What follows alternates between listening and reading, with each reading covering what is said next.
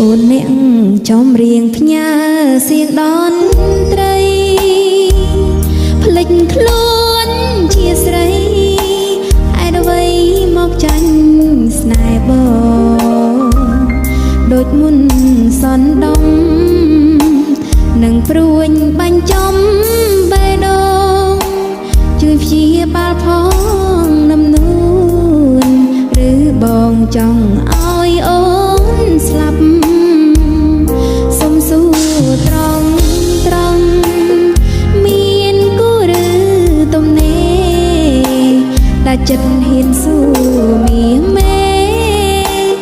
អើស្នេហ៍បងឆ្លើយយ៉ាងណា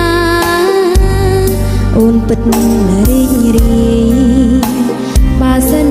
បងគ្មានអ្នកណា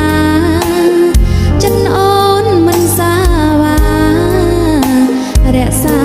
ស្នេហ៍ស្មោះជូនថ្លៃ